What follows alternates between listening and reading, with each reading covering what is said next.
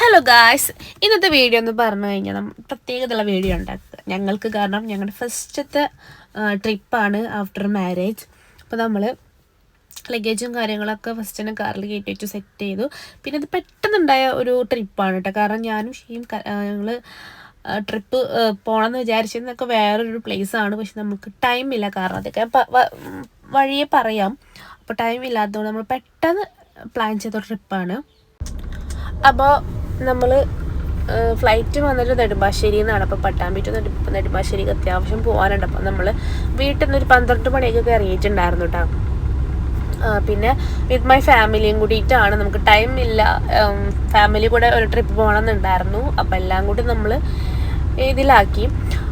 അപ്പം നമ്മുടെ ഫ്ലൈറ്റ് വന്നിട്ട് 10 മണിക്കാണ്. നമുക്ക് 8 മണിക്ക് ബോർഡിംഗ് പാസ് ഒക്കെ. അപ്പോൾ നമ്മൾ എയർപോർട്ടിൽ കയറുന്ന മുമ്പ് നമ്മൾ ചായയും അതേപോലെ കട്ട്ലൈറ്റ് പഴംപൊരി കഴിച്ചിട്ടാണ് കയറിയിട്ടുണ്ടായിരുന്നത്.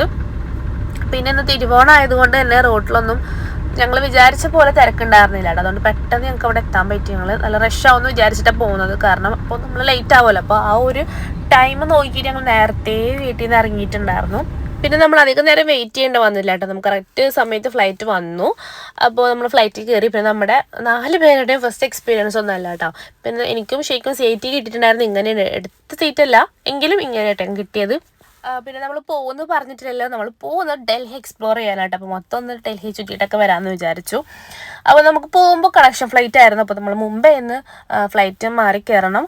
ഞങ്ങൾക്ക് പോകുമ്പോൾ പറഞ്ഞല്ലോ ഫ്ലൈറ്റ് കറക്റ്റ് ടൈമിലെത്തി. പക്ഷേ ലാൻഡിങ്ങിൻ്റെ സമയത്ത് ഭയങ്കരമായിട്ടൊരു 1 മണിക്കൂർ 1.5 മണിക്കൂറോളം ഡിലേ ആയിട്ടുണ്ടായിരുന്നു കേട്ടോ. ഭയങ്കര ഡിലേ ആയിട്ടുണ്ടായിരുന്നു ഫ്ലൈറ്റ്. ആ സമയം ഞാനും എടുത്തായതുകൊണ്ട് കുറച്ച് നേരം വർത്താനം പറഞ്ഞിരുന്നു. ഉറങ്ങിയിട്ടൊക്കെ തീർത്തു കേട്ടോ.